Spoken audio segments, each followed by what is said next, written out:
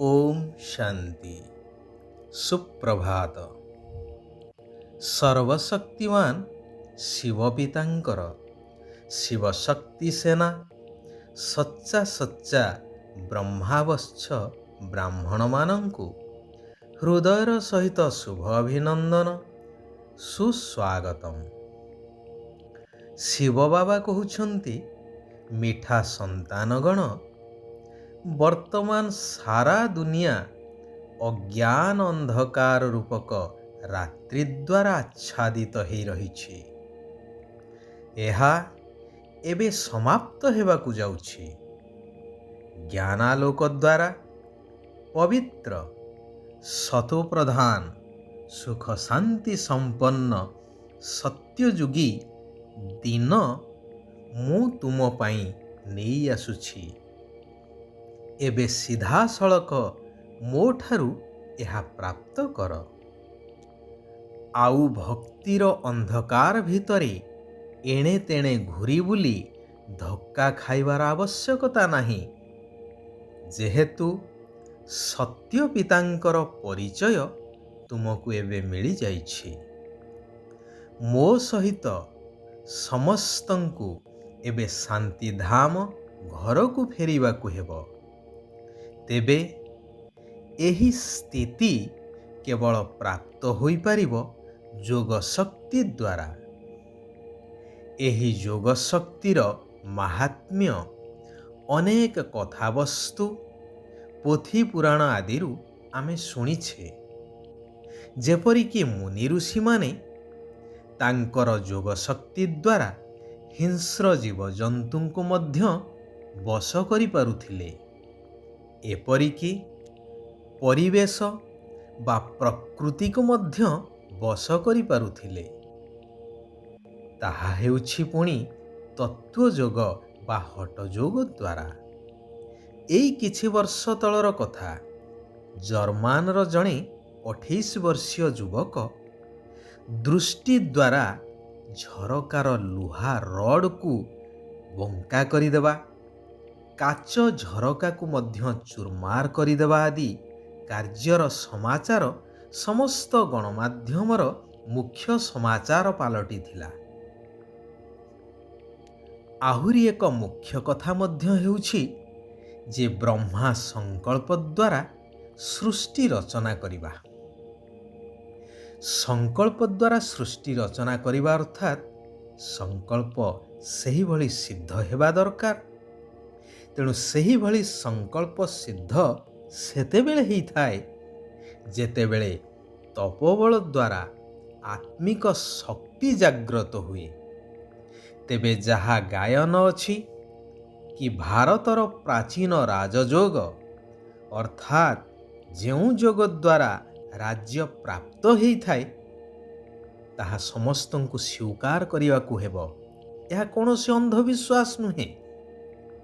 वर्तमान स्वयं निराकार परमात्मा शिव भगवान आसीछंती भारतर सही प्राचीन सहज राजयोगर शिक्षा प्रदान पूर्वक पुनः एई धरा पृष्ठरे सत्ययुगी स्वर्गराज्य स्थापन करिबा पाई।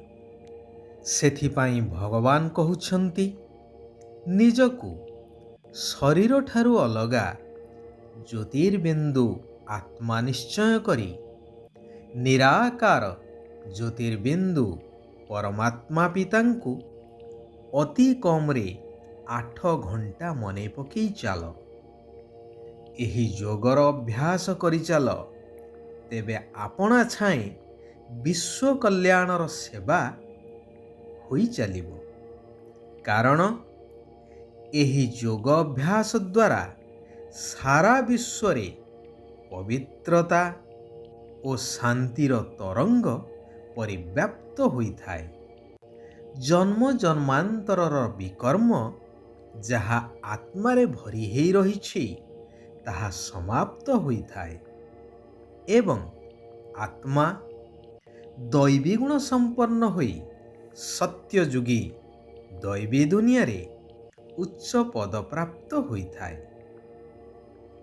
तेणु ଏହି ଆତ୍ମିକ ଯାତ୍ରାରେ କେବେ ବି ଥକିଯାଅ ନାହିଁ। ଦେହର ସ୍ମୃତିକୁ ଭୁଲି ଦେହୀ ଅଭିମାନୀ ବା ଆତ୍ମ ଅଭିମାନୀ ହେବାର ନିରନ୍ତର ଅଭ୍ୟାସ କରିଚାଲ। ଗୀତରେ ମଧ୍ୟ ସଚେତନତାର ବାର୍ତ୍ତା ଦେଇ ଚାଲୁଛନ୍ତି ନା, କି ରାତ କେ ରାହି ଥକମତ ଜାନା ସୁବହ କା ମଞ୍ଜିଲ ଦୂର ହେ ନାହିଁ, ଅର୍ଥାତ୍ ଭକ୍ତି ମାର୍ଗର କଳିଯୁଗୀ ରାତ୍ରିର ପଥିକ ଥକିଯାଅ ନାହିଁ। ଏହି ରାତି ଏବେ ଶେଷ ହେବାକୁ ଯାଉଛି ଏବଂ ସତ୍ୟଯୁଗୀ ନୂଆ ସକାଳ ଆଉ ଦୂର ନାହିଁ। ଗାୟନ ଅଛି, ଭଗବାନ ଅନେକ ଧର୍ମର ବିନାଶ କରି ଏକ ସତ୍ୟ ଧର୍ମର ସ୍ଥାପନା କରୁଛନ୍ତି। ତେବେ ଭଗବାନ କହୁଛନ୍ତି, ମୁଁ ତୁମମାନଙ୍କୁ ଅଧାକଳ୍ପ ଅର୍ଥାତ୍ 2 ଯୁଗ ସମ୍ପୂର୍ଣ୍ଣ ସୁଖ ଶାନ୍ତିର ସମ୍ପତ୍ତି ଦେବା ପାଇଁ ପ୍ରଥମେ ତୁମକୁ ସଚ୍ଚା ବ୍ରାହ୍ମଣ ଧର୍ମର କରାଉଛି, ଅର୍ଥାତ୍ ବ୍ରାହ୍ମଣ ଧର୍ମ ସ୍ଥାପନ କରୁଛି। ପୁଣି ଦେବତା ଏବଂ କ୍ଷତ୍ରିୟ ଏହିପରି 3 ଧର୍ମର ସ୍ଥାପନା ଏକା ସାଥିରେ କରୁଛି। ଏହା ବହୁତ ଗୁହ୍ୟ ଏବଂ ବୁଝିବାର କଥା। ସତ୍ୟର ରହସ୍ୟକୁ ନ ଜାଣିଥିବା କାରଣରୁ ଏପଟେ ଗୀତାରେ କୃଷ୍ଣ ଭଗବାନ ୱାଚ ଲେଖିଦେଇ ସେପଟେ ଗୀତା ଉପରେ ହାତ ରଖି ମିଥ୍ୟା ସତ୍ୟ ପାଠ ବା ମିଥ୍ୟା ପ୍ରତିଜ୍ଞା ମଧ୍ୟ କରୁଛନ୍ତି। ସେହିମାନଙ୍କୁ ପ୍ରଶ୍ନ ପଚାରିବା ଦରକାର କି ଶ୍ରୀକୃଷ୍ଣ ବର୍ତ୍ତମାନ ହାଜିର ନାଜିର ଅଛନ୍ତି ନା ନିରାକାର ପରମାତ୍ମା ହାଜିର ନାଜିର ଅଛନ୍ତି? ସମସ୍ତେ କେବଳ ଦ୍ୱନ୍ଦ୍ୱରେ ପଡ଼ୁଛନ୍ତି। ଯାହା ଏପଟେ ଶିବଙ୍କୁ କହୁଛନ୍ତି ବ୍ରହ୍ମେଶ୍ୱର ଅର୍ଥାତ୍ ବ୍ରହ୍ମର ଈଶ୍ୱର, ସେପଟେ କହୁଛନ୍ତି ବ୍ରହ୍ମ ହିଁ ଭଗବାନ। ବ୍ରହ୍ମ କହିଲେ ତତ୍ତ୍ୱ, ଯାହାର ଈଶ୍ୱର ବା ମାଲିକ ହେଉଛନ୍ତି ନିରାକାର ପରମାତ୍ମା। ସେଥିପାଇଁ ତାଙ୍କୁ ବ୍ରହ୍ମେଶ୍ୱର ବୋଲି କୁହାଯାଉଛି। କିନ୍ତୁ ମାନବକୃତ ବିଭିନ୍ନ ଶାସ୍ତ୍ର ଆଦି ପଢ଼ି ମନୁଷ୍ୟଙ୍କର ଆଜି ଅଡ଼ୁଆ ସୂତାର ଖିଅ ଖୋଜିଲା ପରି ଅବସ୍ଥା ହେଇଯାଇଛି। ସେଥିପାଇଁ ଗୀତାର ମହାବାକ୍ୟ ଅନୁସାରେ ବର୍ତ୍ତମାନ ଭଗବାନ ଆସିଛନ୍ତି ସମସ୍ତଙ୍କୁ ଠିକଣା ବାଟ ଦେଇ ମୁକ୍ତି ଆଉ ଜୀବନ ମୁକ୍ତି ପ୍ରଦାନ କରିବା ପାଇଁ। ତେଣୁ ସମ୍ପୂର୍ଣ୍ଣ ନିଶ୍ଚୟ ବୁଦ୍ଧି ଆତ୍ମା ହୋଇ ଦୃଢ଼ ସଂକଳ୍ପ କରିବାର ଅଛି ଯେ ଶିବ ବାବାଙ୍କର ହାତ କେବେ ହେଲେ ଛାଡ଼ିବି ନାହିଁ।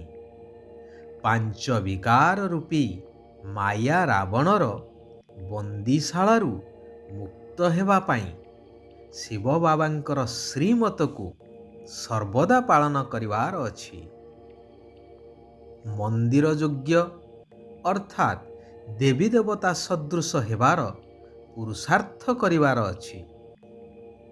ଭଗବାନ କହୁଛନ୍ତି, ଜ୍ଞାନଯୁକ୍ତ ଭାବନା ଏବଂ ସ୍ନେହ ସମ୍ପନ୍ନ ଯୋଗ ଦ୍ୱାରା ଉଡ଼ିବା କଳାର ଅନୁଭବ କରି ବ୍ରହ୍ମା ବାବାଙ୍କ ସମାନ ହେବା ଦରକାର। ତେବେ ସର୍ବଦା ସର୍ବଶକ୍ତିର ଅନୁଭୂତି କରିବା ସହିତ ବିଜୟୀ ମଧ୍ୟ ହୋଇପାରିବ। କେବଳ ମୁଖ ଦ୍ୱାରା ନୁହେଁ, ମୁଖ ଦ୍ୱାରା ଏବଂ ମନ ଦ୍ୱାରା ସର୍ବଦା ବାବା ବାବା ଶବ୍ଦ ରହୁ। ତେବେ ସମୟ ଅନୁସାରେ ଶିବ ବାବାଙ୍କ ଠାରୁ ସହଯୋଗ ମଧ୍ୟ ପ୍ରାପ୍ତ ହୋଇପାରିବ। ଯଦି ସଦାକାଳର ସ୍ନେହୀ ବା ସହଯୋଗୀ ହେବାକୁ ଚାହୁଁଛ, ତେବେ ସରଳତା ଏବଂ ସହନଶୀଳତାର ଗୁଣକୁ ଧାରଣ କରିବା ଆବଶ୍ୟକ। ଆଚ୍ଛା, ଆଜି ପାଇଁ ଏଇଠାରେ ଆମେ ବିରାମ ନେବା। ଆସନ୍ତାକାଲି ପୁନଃ ଆମେ ସମସ୍ତେ ଏକତ୍ରିତ ହେବା ସେହି କଲ୍ୟାଣକାରୀ ପରମାତ୍ମାଙ୍କର କଲ୍ୟାଣକାରୀ ମହାବାକ୍ୟକୁ ଜୀବନର ଧାରଣା ସ୍ୱରୂପରେ ପରିବର୍ତ୍ତନ କରି ନିଜ ଜୀବନକୁ ସାର୍ଥକ କରିବା, ସାରା ବିଶ୍ୱର କଲ୍ୟାଣ କରିଚାଲିବା। ଓମ୍ ଶାନ୍ତି। ଓମ୍ ଶାନ୍ତି। ଓମ୍ ଶାନ୍ତି।